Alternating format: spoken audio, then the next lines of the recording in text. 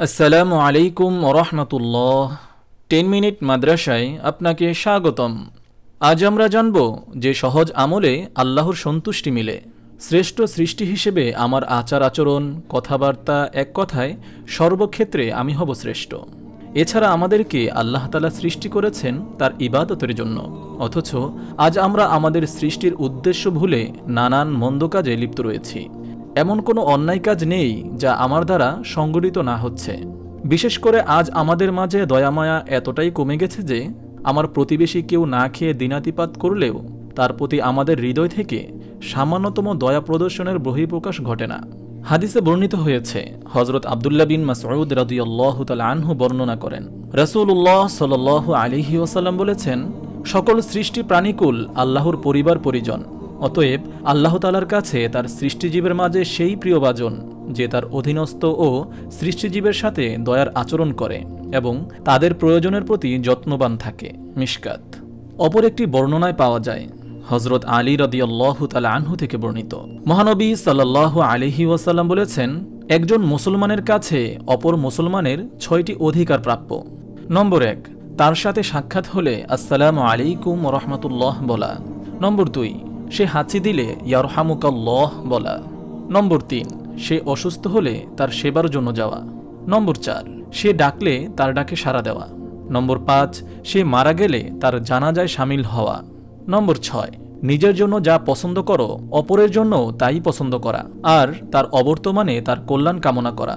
অপর এক বর্ণনায় হযরত আব্দুল্লাহ বিন ওমর রাদিয়াল্লাহু তাআলা আনহু বর্ণনা করেন, মহানবী সাল্লাল্লাহু আলাইহি ওয়াসাল্লাম বলেছেন, একে অপরকে হিংসা করো না। একে অন্যের ক্ষতি সাধনের জন্য প্রতিযোগিতামূলকভাবে পণ্যের অলিক মূল্য বৃদ্ধি করো না। একে অপরের প্রতি বিদ্বেষ রেখো না। একে অপরকে পৃষ্ঠ প্রদর্শন করো না, অর্থাৎ সম্পর্কহীনতার ব্যবহার করো না। একজনের দরদাম করার সময়ে অপরজন দাম করবে না। আল্লাহ তাআলার বান্দা হিসেবে এবং পরস্পর ভাই ভাই হয়ে থাকো। মুসলমান ভাইয়ের প্রতি অন্যায় করতে পারে না, তাকে হীন জ্ঞান করতে পারে না, তাকে লজ্জিত করতে পারে না। হযরত মুহাম্মদ সাল্লাল্লাহু আলাইহি ওয়াসাল্লাম নিজ বুকের দিকে ইঙ্গিত করে বলেছেন, তাকওয়া হা হুনা, অর্থাৎ তাকওয়া এখানে। এই বাক্যটি তিনি 3 বার পুনরাবৃত্তি করেন। এরপর বলেন, নিজের কোনো মুসলমান ভাইকে অবজ্ঞা বা তাচ্ছিল্যের দৃষ্টিতে দেখাটাই কোনো মানুষের দুর্ভাগা সাব্যস্ত হওয়ার জন্য যথেষ্ট। প্রত্যেক মুসলমানের রক্ত, সম্পদ, সম্মান ও সম্ভ্রম অন্য মুসলমানের জন্য হারাম এবং সম্মানের যোগ্য। হযরত আব্দুল্লাহ বিন আমর রাদিয়াল্লাহু তাআলা আনহু থেকে বর্ণিত হয়েছে, মহানবী সাল্লাল্লাহু আলাইহি ওয়াসাল্লাম বলেছেন, যে দয়া প্রদর্শন করবে রহমান খোদা তার প্রতি দয়া করবেন। তোমরা পৃথিবীর বাসীর প্রতি দয়া করো, তাহলে ঊর্ধ্বলোকবাসীরা তোমাদের প্রতি দয়া করবেন। আবু দাউদ। এখন আমাদেরকে ভাবতে হবে, অন্যের প্রতি দয়া প্রদর্শনের বিষয়ে ইসলাম কতই না জোর তাগিদ প্রদান করেছে, অথচ এ বিষয়ে আমরা অনেক উদাসীন। আমরা নিজেকে নিয়ে ব্যস্ত। আমার প্রতিবেশী কষ্ট থাকলেও আমি তার সাহায্যে এগিয়ে যাই না। বর্তমান করোনা পরিস্থিতিতে সাধারণ খেটে খাওয়া মানুষ ও অসহায়দের পাশে দাঁড়িয়ে আমরা সহজেই আল্লাহ তাআলার সন্তুষ্টি অর্জন করতে পারি।